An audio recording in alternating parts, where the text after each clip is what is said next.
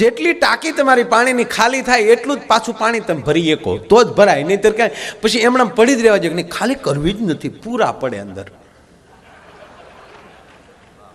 એ પાણી વાસ મારી જાય. એમ ઘણાના રૂપિયા વાસ મારી ગયા હતા ભાઈ. એ બધી વાસ મોદીએ કાઢી નાખી. હાવ હાથાળા.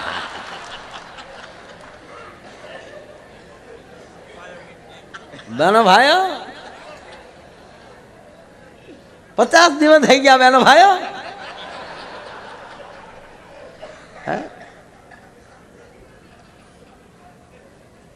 દરેક વસ્તુની આયુષ હોય છે.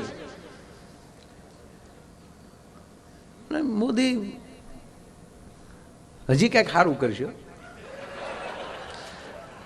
મને તો વ્યામ પડે ગાંધી બાપુને કાઢી નાખવાના. આવી નોટ આવી છે ને એવા ગાંધી બાપુ નહીં રાખે.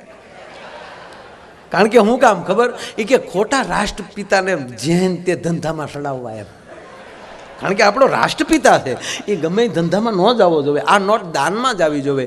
આ નોટ છે કારણ કે આની ઉપર સાપ છે રાષ્ટ્રપિતાની, તો એ કોઈક ગરીબને આહું લૂસવા જોવે. આ નોટથી કોઈકને આહુડા પડવા ન જોવે.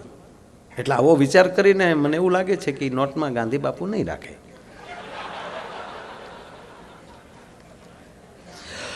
મારો નાથ હાસુ પાડે તો 50ની નોટમાં ગાંધી બાપુ નહીં આવે. મારી નોટમાં કરંટ તો છે હો. પગને તળિયે નોટ કહી ને તો તાળવા મળે તેજ તવાક ભાઈ ભાઈ. અને અમારે માનભાઈ ગઢવી તો એમ કહેતા, હુકાઈ ગયેલા વડલાના થળિયામાં 50,000નું બંડલ દાટ્યા એટલે હવારમાં વડવાયું ફૂટે. બોલો. પણ ઈ સંપત્તિ સદમાર્ગે વપરાય. કાળું નાણું કોને કહેવાતું હશે મને ખબર નથી, પણ જેની પાસે કાળું નાણું હોય એ કોઈ દી દાતા ન બની શકે. કારણ કે દાન દેવું એ 1 નંબરનો ધંધો છે. તો એની અંદર 1 નંબરનો માણસ હોય ને એ જ દાન દેતો હોય છે. રાય કાંકલાનું કામ નથી ભલા માણસ એની અંદર. કારણ કે આ સંપત્તિ આ જેવી તેવી વસ્તુ નથી. આ જેમ તેમ કાળું નાણાં ઘિરેલી નીકળ્યા. સાહેબ 5 તારીખે ઘણા પતિદેવે વેકેશન ખુલ્યા એટલે એની પત્નીઓને કીધું હતું કે છોકરાની ફીમાં ઘટે છે, 5,000 પીડ્યા ઘરમાં. અમારી પાસે ક્યાંથી હોય? ઈ બાયુએ 9 તારીખે 50,000 કાઢ્યા તારા ડોહા. અમુકની ઘીરે તો અબોલા છે દીકુબા. હો સ્વામીજી, અમુકની ઘીરે તો અબોલા છે. કારણ કે ઓલે એમ કીધું મારા હમ કાંઈ નથી, તમારા હમ મારી ઘીરે કાંઈ, મારી પાસે કાંઈ નથી પીડ્યું. અને એણે 9 તારીખે કાઢ્યા ને પછી પતિઓએ કીધું કે મારા હમ ખાધા તે આ નોટો હાટું. આવું બન્યું. 2-3 જગ્યાએ સમાધાનમાં મારે જવું પડ્યું.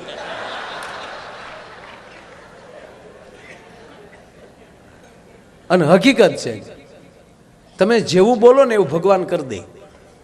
ઘણા કીધું કે અમારી પાસે કાંઈ નથી. એ શરમમાં પછી કંઈક હવે કહેશું તો એ તકલીફ પડશે. એને 50 દી સુધી નો કાઢ્યા. થઈ ગયા કાગળિયા. સત્યનારાયણની કથા હવે હાશી પડી. બોલો. સત્યનારાયણની કથામાં છે ને પ્રસંગ, દંડી સ્વામીનું રૂપ ધારણ કરીને વાણિયો અને એનો જમાઈ બે આવતા હતા. સાધુ નામનો વાણિયો ધન કમાઈને એને દંડી સ્વામીનું રૂપ ધારણ કરીને ભગવાન ઉભા રહ્યા છે. એ સાધુ નામના વાણિયા, તારા વાણની અંદર શું ભરેલું છે એ મને કે.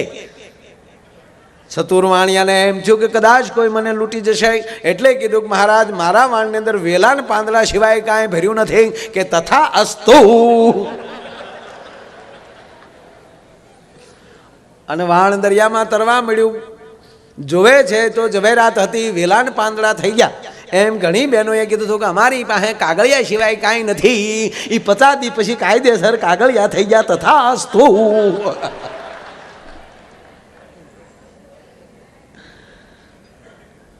વાત એ છે કે દરેક વસ્તુની આયુષ હોય છે. હમણાં તું કાયમ આ વાત કરું સ્વામીજી કે અને જે વસ્તુ જેમાંથી બને એકવાર એ વસ્તુ એને બની જવું પડે. આ દેહ છે એ પંચભૂતનું ખોળિયું છે, માટીમાંથી બન્યું છે. બનાવ્યું છે કોણે? ભગવાન નરનારાયણ પરમાત્માએ. એમાં કોઈને માયાભાઈ બનાવ્યા છે, કોઈને મુકેશ બનાવ્યો છે, કોઈને હોની નોટ બનાવી, કોઈને 500ની નોટ બનાવી, કોઈને 1000ની નોટ બનાવી. એ મને ખંજવાળ આવી એટલે કહું છું કે હું હાવ 1000ની નોટ નથી.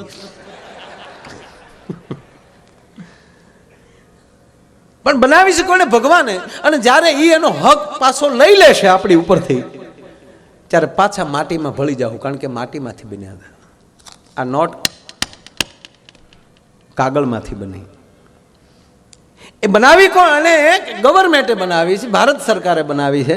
એની અંદર ચોખ્ખું લખ્યું છે ગવર્નરે કે હું આને 100 રૂપિયા ભારત સરકાર, ભારત દેશને 100 રૂપિયા દેવાની પ્રતિજ્ઞા લઉં છું. એઠે ગવર્નરની સહી. એકમાં લખ્યું કે હું 500ની નોટ અદા કરું છું, એકમાં એમ લખ્યું કે હું 1000ની નોટ અદા કરું છું.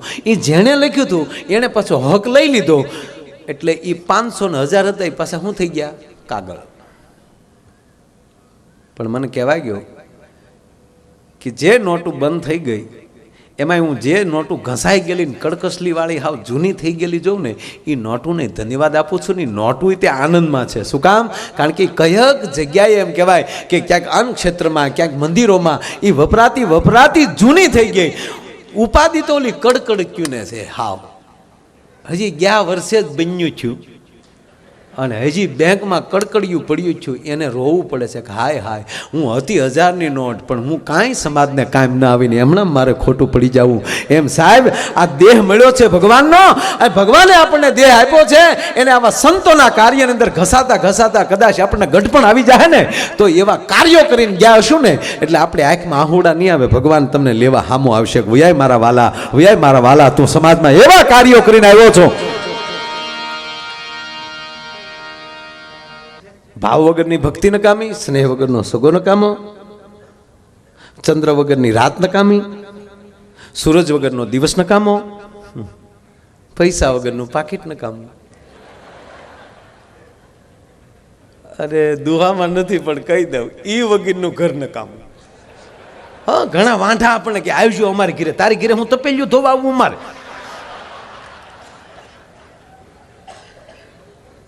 આ ઘણાને 45 વર્ષે પહોંચ્યા નથી બંધાણા. બોલો. હા, અમારા ભૂરાને 45 વર્ષે લગ્ન થયા. બોલો, આજ જ મળીને આવ્યો. આજ તણી શપથ લીધા જ ભૂરાએ. ઉપચરપત બન્યો ભૂરો. બહુ અઘરો પડો. હા, 45 વર્ષે સ્વામીજી અમારે ભૂરાને એકવાર તો એને હું જોવા ગયો કન્યા એની હાટો. હા,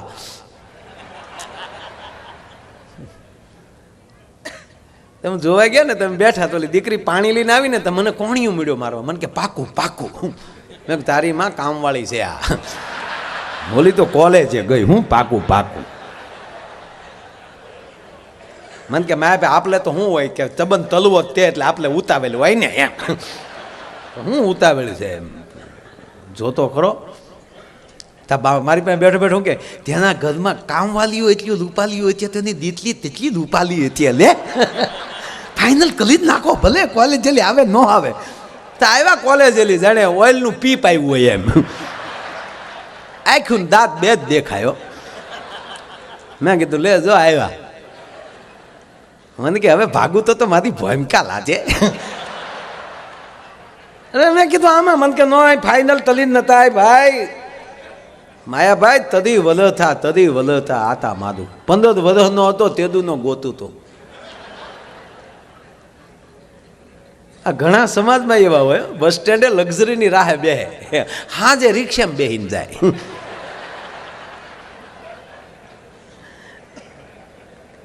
મને કે માયાભાઈ હારી જગ્યાએ જોઈ આવ્યો હતો, પસંદગીમાં 45 પદ્યો.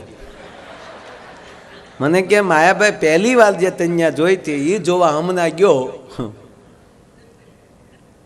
તા એ છોકરીની માં એમ બોલી કે આ છોકરો તો પસંદ કરતો જ નહીં, કરતી જ નહીં. બતા કે કેમ? તક આ તો મને જોવા આવ્યો હતો.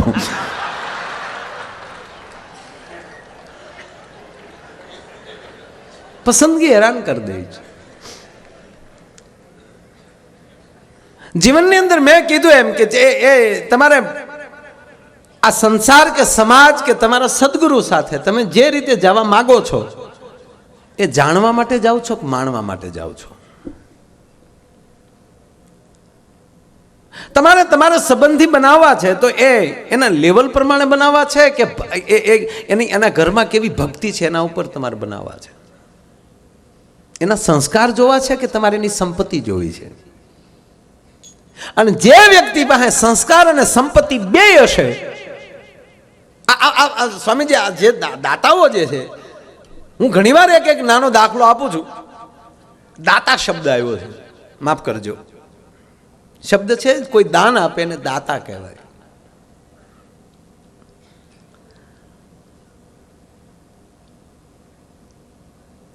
આમાં દંતાળની કેટલાને ખબર છે?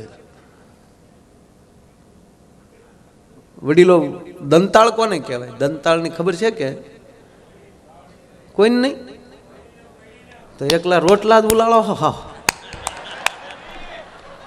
હા, એટલે ન ખબર હોય, કારણ કે હવે હું બીજી વાર આવીશ ત્યારે લાકડાનો એક નાનો એવો બનાવી અને નમૂનો લેતો આવીશ. નહીતર મને એવું લાગે છે કે ધીરે ધીરે આ વાતો બધી વહી જાય. આ વાતો એ માટે કરું છું કે દંતાળ અમુક વડીલોને ખબર છે, એને ઉસાદ કર્યા છે. કાંઈ હું પરીક્ષા કરવા નથી આવ્યો કોને ખબર છે ને કોને નથી ખબર, એવું કંઈ જાણો, પણ જાણ કરવા આવ્યો કે દંતાળ એક જે બાજરો, ઘઉં અથવા તો જુવાર જે અનાજ છે એ વાવવા માટે, એની વાવણી કરવા માટે એનો ઉપયોગ થાય. દંતાળ હોય તો જ વાવણી થાય, અને વાવણી થાય તો જ અન્ન ઉગે, અન્ન ઉગે તો જ આપણી ઘીરે. એ તો રામદેવજી મહારાજ કહે છે गेहूं का आटा, પણ गेहूं का आटा વાવ્યા પછી છા હે ને? ये क्या अपनी दाढ़ी में तो घाव नहीं खड़ता है रोज, तो वावना तो पड़ता है ना भाई. मेरी हिंदी बराबर है ना मुकेश? अरे हमें सपैया गयो तो मन के हिंदी में बोलजो. अँ 75% मन के हिंदी वाला है. आण मैं पीछी श्याम भाई हिंदी में जो प्रोग्राम आखो गिरो, नो हिंदी वाला नो समझे क्या, नो गुजराती वाला समझे क्या? एनी वसो वैश मारो प्रोग्राम हो जो हाड़ा लाड़ा हाट कर.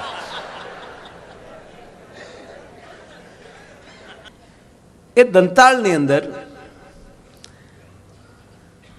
3 અથવા 5 જે લાકડાના હોય, અત્યારે લોખંડના બનાવે છે, પણ એ નકોર લાકડાના હોય છે અને એની ઉપર હોલ પાડેલો હોય. હોલ ઉપર અત્યારે સાદી ભાષામાં આપણે જાણે ખબર પડે તો કહીએ કે પાઇપ લગાડેલી હોય, એને દાંડવું કહે. એની માથે ઓળણી લગાડેલી હોય અને એક જ હાથમાં મુઠ્ઠીમાં લઈ દાણા પડે એટલે ઓટોમેટિક 5માં 1 હરખાવ્યા જાય. હાથમાંથી જે ઉપર ખેડૂત છે એ દાણા નાખે, એ ઓળણીમાં જાય, ઓળણીમાંથી દાંડવામાં જાય, દાંડવામાંથી દાંતામાં જાય, દાંતા છે જમીનની અંદર એ સાહ પાડતા જાય, એની અંદર ઓટોમેટિક દાણા ઓરાતા જાય. પણ જેવા ખેડૂતના હાથમાંથી આવે એ સીધા દાંડવામાં અટક્યા વગર સીધા સાહ સુધી પગી જાય. અને સાહમાં જે વાવે છે એને દાતા કહેવાય. દાતાને એ ખબર નથી હોતી કે હવે અમે વાવી નાખ્યું એમાં કેટલાયના પેટ ભરા હે. એમ અહીંયા બેઠેલા મારા દાતાઓ, ભગવાન નરનારાયણ ભગવાન એને જેટલું આપે છે એ ઓળણીમાંથી હોહરવું, એમ કહેવાય કે જગતની અંદર આવું વાવતા જાય છે એટલે એને દાતા કહેવાય છે. હે, એને પોતાને ખબર નથી કે હું દાન આપું છું, શું કામ આપું છું. અને આવી રીતે જે વાવણી કરતા જાય છે એ દાતાઓને જગત હાચવતું બહુ હોય. જગત હાચવે એટલું નહીં, મારા બાપ એના પરિવારની જવાબદારી એનો સદગુરુ અને એના પરિવારની જવાબદારી ભગવાન લઈ લેતો હોય કે તું આવી રીતે આપે છો, આજ પછીની જવાબદારી મારી છે, હું તને આપીશ. અને દાતા કોઈ દી દુબળો ન થાય. હા, જે બીજાને આપે ને એને ભગવાન આપે, એ નિયમ છે. તમે તમે તમે જેટલા ખાલી થાવ ને એટલું અંદર ભરાય. જેટલી ટાંકી તમારી પાણીની ખાલી થાય એટલું જ પાછું પાણી તમે ભરી શકો તો જ ભરાય, નહીતર કાંઈ પછી એમણે પડી જ રહેવા જોઈએ. ખાલી કરવી જ નથી, પૂરા પડે અંદર. એ પાણી વાંસ મારી જાય.